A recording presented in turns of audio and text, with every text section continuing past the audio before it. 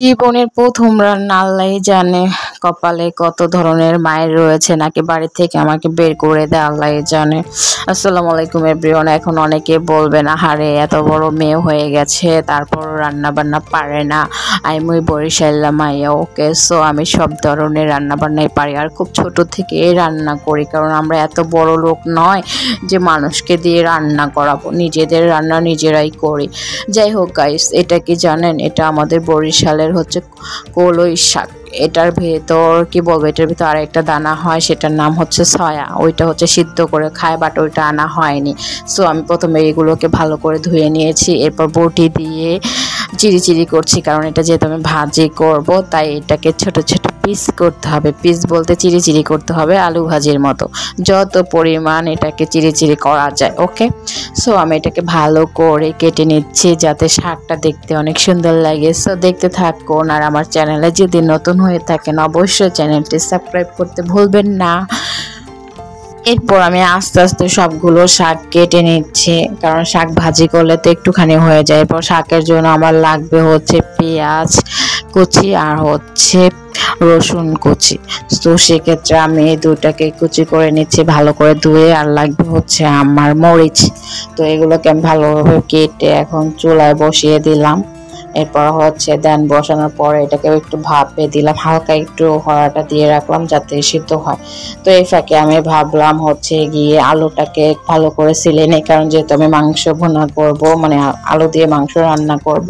তো সেই ক্ষেত্রে শাক হতে হতে আমি আলুটাকে ভালো করে ছিলে নিচ্ছি। এরপর আমি এক এক করে সবগুলো আলুকে ভালোভাবে ছিলে নিলাম। এরপর দেখলাম হচ্ছে আমার শাকটা হয়ে যাচ্ছে, তো শাকের পানি টেনে যাচ্ছে, তাই একটু লাড়া দিয়ে নিলাম। এরপর হচ্ছে আমি আলুটাকে এখন কাটবো। মাংসের জন্য আলু আমরা এভাবে কেটে থাকি, কারণ আমরা বরিশালের মানুষ, তো এই জন্য বড় বড় আলু আবার আমাদের দেখতে মন চায় না। তো যাই হোক, মাংসের জন্য আমি আবার কিছু পেঁয়াজ কুচি করে নিলাম। এরপর পেঁয়াজগুলোকে ভালো করে ছিলে এরপর ধুয়ে কুচি কুচি করছি। এরপর আমি সবগুলো পেঁয়াজকে ভালোভাবে কুচি কুচি করে নিচ্ছি, যেহেতু মাংস রান্না করব তো সেক্ষেত্রে আমি 4-5টা পেঁয়াজ নিয়ে নিয়েছি, কারণ মাংসের মধ্যে পেঁয়াজগুলো একটু বেশি দিলে ভালো লাগে, ঠিক আছে। তো সেক্ষেত্রে আমি 4-5টা পেঁয়াজ নিয়ে নিয়েছি। তো এরপর হচ্ছে আমার শাকটা যেহেতু হয়ে গেছে, তো আমি এর জন্য এখন শাকটাকে ভাজি করব। তার জন্য তেল গরম করে দিয়ে দিলাম পেঁয়াজ এবং রসুন। তো এই দুটাকে আমি ভালো করে একটু লাল লাল করব, কারণ আমরা আবার হচ্ছে বরিশালের মানুষ, তো লাল লাল ছাড়া আমরা এগুলো খাই না। অনেকে আছে যেমন পেঁয়াজটা একটুখানি হলেই শাকগুলো দিয়ে দেয়, তো সেক্ষেত্রে আমরা এগুলো করি না। আমরা শাকটাকে ভালো করে লাল লাল করে তারপরে দিই, কারণ আমাদের বাসায় এগুলো এরকম কেউ খায় না। ওকে, তো যাই হোক, তারপর দেখেন আমি কি সুন্দর করে শাকগুলোকে ভাজি করছি। তো দেখতে শাকগুলো কিন্তু অনেক সুন্দর লাগতেছে, সো খেতেও কিন্তু অনেক টেস্টি। ওকে, আপনারা যদি খেতে চান তাহলে আমাকে অবশ্যই কমেন্ট করবেন আপনাদের বাড়িতে এরকম শাক। এরপর আমার আম্মু মাংসগুলোকে আমাকে দিল, এর জন্য আমি যাতে মাংসের ভিতরে মশলাগুলো ঢুকে তার জন্য মাংসগুলোকে একটু পিস পিস করে নিচ্ছি, ছুরি দিয়ে একটু কেটে নিচ্ছি যাতে মাংস ভেতরে পরিমাণ মতো সমস্ত মশলাগুলো ঢুকে। সো আমি কিন্তু মুরগির মাংস কাটতে পারি না, আমার আম্মু কাটছে এগুলো। তো যাই হোক, তারপর আমি এগুলোকে ভালো করে ধুয়ে নিচ্ছি যাতে কোনো রক্ত টক্ত না লেগে থাকে, এর জন্য আমি অনেক ভালো করে পরিষ্কার করে নিচ্ছি। তো এগুলো ভালো করে যত পরিমাণ পরিষ্কার করবেন তাহলে মাংসগুলো কিন্তু তত ভালো হবে। তো এর জন্য আমি যেহেতু মাংস ভাজবো, এর জন্য আমি এখানে দিচ্ছি মরিচ পরিমাণ মতো, আদা রসুন বাটা, এগুলো আমি দিচ্ছি, ঠিক আছে। আপনারা এগুলো দিতে পারেন। এখন অনেকে বলবেন এগুলো কেন দিচ্ছে, ভাজবে মাংস, তাহলে তো লবণ মরিচ দিলেই হয়। ভাই, আমি লবণ মরিচ দিলে ঠিক আছে, এটার ভিতরে কোনো পরিমাণে যখন আপনি ভাজা মাংসটাকে যখন রান্না করবেন ওটার ভিতরে কোনো ময় মশলা ঢুকবে না। ওকে, তো সেক্ষেত্রে ভাজার আগে আপনারা এগুলো করবেন, দেখবেন মাংসটা খেতে কিন্তু অনেক টেস্টি হবে। ওকে, দেখবেন বড় বড় রেস্টুরেন্টগুলোতে কিন্তু মাংসগুলোকে এভাবে ভাজে, এটার ভিতরে সমস্ত ময় মশলা দিয়ে মাংসটাকে এভাবে ভেজে নেয়, তাহলে মাংসটা খেতে কিন্তু খুবই সুস্বাদু হয়। তো সেক্ষেত্রে আমি মাংসটার ভিতরে ভালো করে দিচ্ছি মশলাগুলো যাতে ঢুকে, তাহলে কিন্তু মাংসটা হেভি টেস্টি হবে। তো যার কারণে আমি বারবার মাংসগুলোকে উল্টে পাল্টে এরপর আমি কড়াইতে তেল দিয়ে ভালো করে গরম করে মাংসের টুকরোগুলো দিচ্ছি যাতে মাংসটা ভালোভাবে হয়, ঠিক আছে। কারণ কড়াইয়ের ভিতরে তেল দেওয়ার পরে তেলটা যদি ভালোভাবে গরম না হয় তাহলে কিন্তু মাংসটা উল্টাতে গেলে তো মাংসগুলো ক্ষয়ে যাবে। তো সেক্ষেত্রে আপনারা পরিমাণ মতো অবশ্যই তেলটাকে গরম করে নেবেন। তো যাই হোক, এরপর আমি আস্তে আস্তে সবগুলো মানে যতটুকু আটে আমার কড়াইতে তো সেই পরিমাণ আমি মাংসের টুকরোগুলো দিয়ে দিচ্ছি। তো এরপর হচ্ছে গিয়ে এটা আস্তে আস্তে একটু কালার চলে আসবে দেখবেন। তো এটাকে আমি ভালোভাবে দিচ্ছি, নাড়াচাড়া করে নিচ্ছি যাতে মাংসটা ভালোভাবে হয়।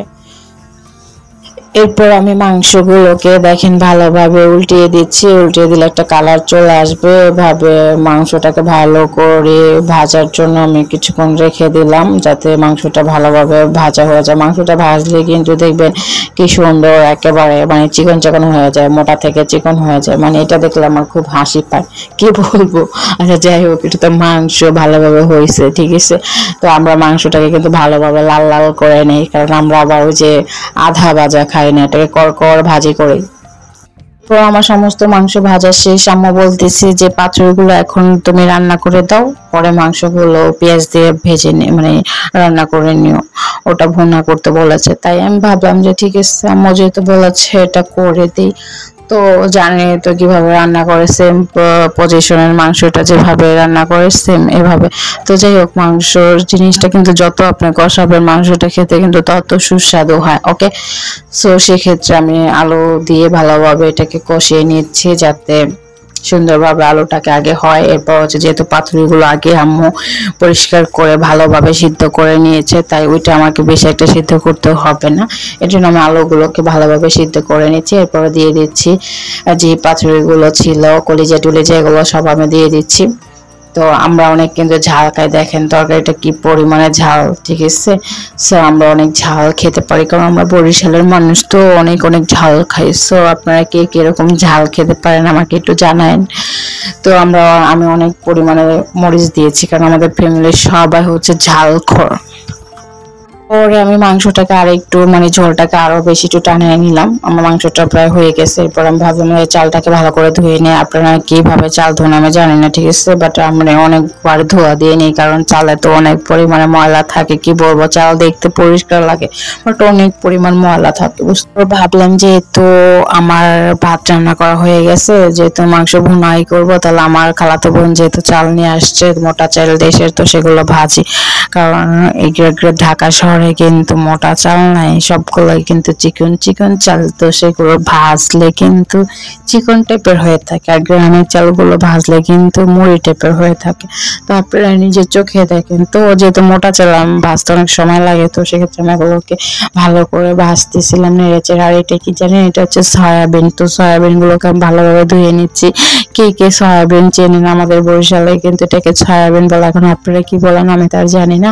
তো সেক্ষেত্রে আমি সয়াবিন গুলোকে ভেজে নিচ্ছি। দেখেন এটা কিন্তু ভেজে খেতে যে মজা, কি বলবো।